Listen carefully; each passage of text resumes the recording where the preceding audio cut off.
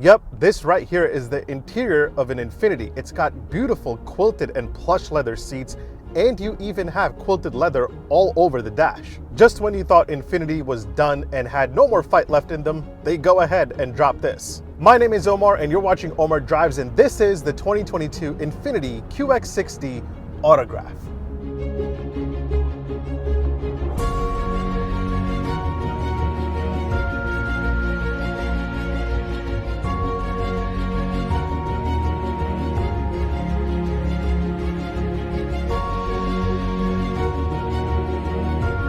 So having a very compelling and very competitive three-row SUV is extremely important for any luxury brand in today's market. Heck, it's important for any type of brand, to be honest. Now, there is no doubt that Infiniti has been slacking for the past few years. The QX60 is the brand's best-selling model, and Infiniti had done nothing exciting to it since it came out in 2012. Well, 10 years later, Infiniti has finally woken up, and I'm glad they did, because the three-row SUV segment is an extremely competitive one, and you have to bring your A game to be taken seriously, and Infiniti is doing just that. Not only do you have modern tech, convenience, luxury, and design, the QX60 comes into 2022 with a long list of standard features. So, how does this thing drive? First things first, they've gotten rid of the CVT transmission in favor of a 9-speed automatic, just like the new Pathfinder. And just like the new Pathfinder, this is powered by a 3.5-liter V6. Over here, it makes a few more horses for a total of 295. It's not exceptionally fast or exciting to drive, but it is very, very comfortable. People shopping in this segment don't really care about speed, and that's not to say that this thing is slow by any means. It still gets up and goes, but when it comes to comfort, the new QX60 definitely checks the box. The new 9-speed automatic gives us a very smooth ride quality, and there's no harshness of the CVT revving all the time. You do have a couple of drive modes that you can go through. Pop it into sport mode, and the engine will rev a little bit higher, giving you enough room to accelerate to switch lanes. But yeah, I don't see Infiniti QX60 drivers going through drive modes anytime soon. Now, yeah, I've been seeing comments that say, oh, well, this is just a fancier Pathfinder. And I want to ask you, what's wrong with that? The Lexus RX, a fancier Toyota Highlander. The Acura MDX, a fancier Honda Pilot. The Genesis GV80 is a fancier Hyundai Palisade. And the Lamborghini Urus is a fancier Audi RSQ8. The last example might be a stretch and it doesn't really fit, but you get what I'm saying. I found the new Pathfinder to be pretty impressive, and the new QX60 is just as impressive, but a little bit better. So do I recommend the new QX60 over the competition like the best-selling Acura MDX and the Lexus RX? That's some tough competition right there. Well, let's find out. Let me give you a quick tour of the new QX60, and then I'll give you my opinion on whether or not if this is the three-row luxury SUV that you should park in your driveway. Make sure you hit like, make sure you hit subscribe. All right, let's do this. As always, before we get into everything else like the pricing details, the exterior and interior updates, let's take a look at some of the cool and interesting things that you should know about the new Infiniti QX60. So for 2022, the QX60 gets a new trim level called the Autograph. This is the best that Infiniti gets. So what's so special about the Autograph? Well, not too much. You can still get a lot of the tech and convenience options you see here on other trim levels, but this absolutely beautiful quilted leather seating you see here is only available on the Autograph. The Autograph also gives you this quilted leather on the dash, and Infiniti says that the design here resembles ripples on a pond. Ooh, so classy. And since this is a special trim, you have Autograph stitched into the front seats as well as the second row seats. That looks really nice. Overall, I think it looks gorgeous, and it gives a feeling of a very high quality interior. Not much here that isn't covered in leather. Now, one other thing that the Autograph trim gives you that you don't get on other trims are these second row captain chairs, which to me is a little disappointing. I feel like second row captain chairs should be available as an option on other trims as well, just like they are on the Pathfinder. Speaking of the second row, let's move into talking about the second and third row legroom, since this is a family luxury SUV. Hop in the second row and you're working with 37.7 inches of legroom back here. That's about 2 more inches than the Pathfinder, and the second row also moves forward and back if you need more room. And look at that, you also have hater shades back here, which I can never hook the first time I try. That wasn't so bad. Again, if you go for the Autograph, you get second row captain chairs and a center console area that you can remove just like you can on the Pathfinder. Now, unlike the Pathfinder, if you take out the center console, you no longer have any cup holders in the second row. The Pathfinder has cup holders on the rear doors, which I found a little clever just in case you want to get rid of the center console, but not here on the QX60. The Pathfinder and the QX60 have one of the easiest ways to access the third row. All you have to do is just hit this button right over here, and the second row will lift up and slide forward, making way for you to climb inside the third row. Now, once you do climb inside, you're working with a total of 28 inches. Not super comfortable for somebody my size, but you can move the second row forward and back a few inches, so you can give the third row passenger some legroom if you want to be nice. Now, if you're in the third row and you want to get out and the second row passenger just left you hanging, you can just hit this button and the second row will jump forward so you can get out.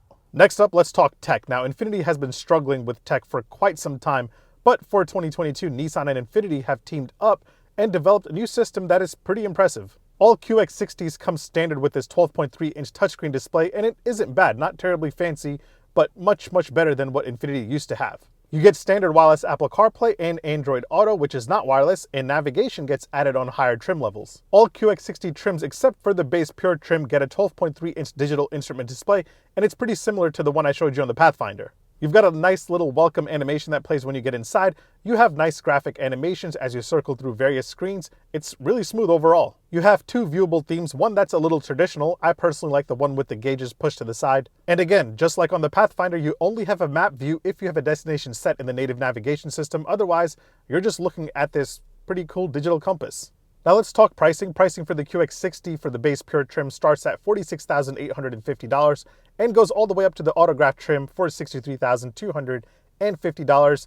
If you want all-wheel drive, you'll have to pay a little bit extra. And this is where the QX60 really shines. Starting from the base Pure trim, this thing is packed with a long list of standard features, so if you don't want to ball out, you really don't have to. At the starting price tag of $46,850, the Pure trim gets the 12.3-inch Infiniti InTouch infotainment system with wireless Apple CarPlay and wired Android Auto. You get leather seats that are very comfortable and they are heated as standard, but that's nothing that special here. A lot of luxury cars now come standard with heated front seats. Well, guess what? The QX60 also comes standard with a heated steering wheel, which is something you don't see quite often in the luxury segment. You also get tri-zone climate control, so both front passengers can enjoy their own zone and rear passengers can stay comfortable in their own zone. A power liftgate is also standard on the base model, along with this giant panoramic moonroof, which is sometimes optional on other luxury vehicles. Safety-wise, you're looking at blind spot monitoring, forward collision warning, rear cross traffic alert, lane departure warning, and much more. Now let's run through some other options and features that you'll get as you move up trim levels. Navigation comes into play at the Luxe trim and above, as does the 12.3-inch digital instrument display. The Luxe trim also adds on cooled front seats, which is impressive that it gets added on at the second trim level up. Luxe will also give you a 360 surround view camera along with adaptive cruise control and a bunch of other driver assist tech. And from here on up, you get a power tilt and telescopic steering wheel, which I wish was also standard on the Pure trim. I don't know why it isn't. Going for the Sensory trim at $56,350 is where things start getting really luxurious. You get massaging front seats, although they aren't going to cure any back pains. It'll add on heated second row seats for the rear passengers to enjoy. Here you also get the kick to motion liftgate, so you can look like you're angry when you're popping open the tailgate. The Sensory trim also adds on a wireless charger. You can't get wireless charging even as an option on lower trims, which I kind of find disappointing. And here is where you get a Bose sound system with 17 speakers, which you can actually add as an option on the Luxe trim for $900. Love the design of these speakers, they look really cool. The Autograph gets everything and anything I just mentioned, plus it adds on a 10.8-inch heads-up display, along with this smart rear view camera so you can see what's behind you on a screen rather than just looking in the mirror. It also adds on adaptive headlamps. Keep in mind, those three things can be had on the Luxe and Sensory trim as a part of the Vision package for $1,500. So yeah, there you have it. The QX60 is pretty well packed with everything that you need. All right, let's talk horsepower and torque. Power comes from a naturally aspirated 3.5-liter V6 pumping out 295 horsepower and 270 pound-feet of torque, and they've gotten rid of the CVT for a 9-speed automatic transmission. As far as 0 to 60 goes, the new QX60 will do it in 6.7 seconds, which is pretty impressive, and you have a top speed of 120 miles an hour. Not many people care about speed when it comes to this segment, but this 6.7 seconds isn't that bad. Fuel economy wise, you're working with 20 city and 25 highway. You have an 18.5 gallon tank capacity. I'm averaging, after almost a week of driving, a total of, come on, focus, 19 miles a gallon. Not bad. Now let's take a look at the exterior design, because honestly, this 3-row family SUV is simply gorgeous. I've always been a fan of Infiniti's design language. I'm one of the few people out there that thinks the QX60 looks really classy and luxurious. Let me know if you agree with me in the comments below. Either way, I gotta say that the new QX60 is much better looking than a lot of the competition out here. It has a simple yet very elegant exterior. The front, obviously, just like every other car these days, has a giant grille, which gives it a lot of presence. You have these signature piano key LED headlamps along with LED daytime running lights. These are standard on every trim of the QX60. The rear end of the QX60 also looks very sharp, and again, you have the piano key LED taillights, These are also standard on every trim. When it comes to the wheels, all QX60 trim levels, except for the Pure ride on 20-inch wheels, the Pure gets 18-inch wheels. Now, if you go for the Autograph, you can get the two-tone color thing going on here with the black roof. Not sure if I'm a fan of that. I prefer one solid color, to be honest. Now, before we hop inside, let's check out the cargo capacity. You can pop the trunk by doing the whole kick to open thing, or you can just use this button right here. And once you get it opened, you have 14.5 cubic feet behind the third row, 41.5 cubic feet behind the second row, and with both rows folded, you have a total of 75.4 cubic feet. So it's pretty spacious. Let's take a seat inside the new QX60 because this really is the first Infiniti to get a completely redesigned interior in a very long time. I mean, yes, other Infinitis like the QX50 and the QX55 have somewhat of an updated Infiniti look.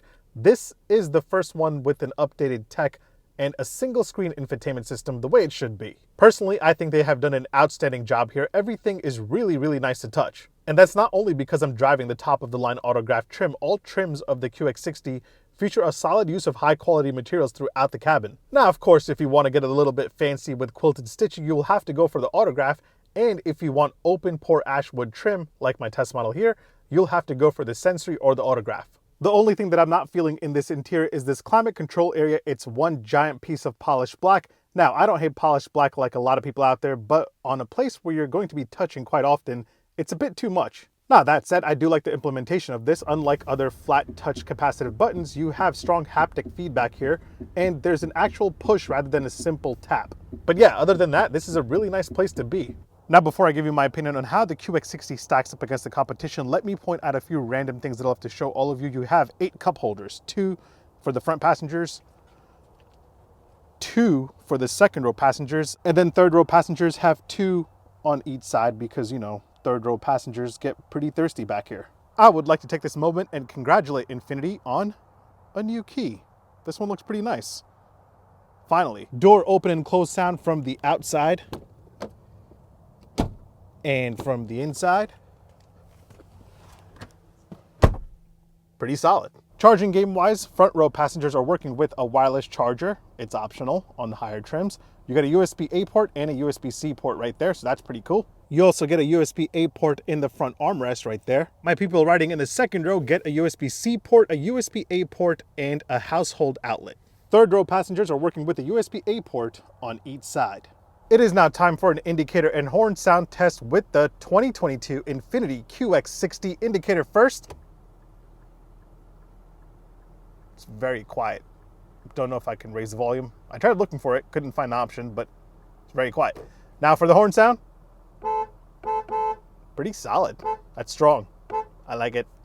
And now that I've given you a tour of the Infiniti QX60, let me give you my opinion on whether or not if you should buy one. All right, let's get to it. So yeah, while the QX60 was sitting around waiting for an update, this segment has seen a lot of growth, a lot of innovation.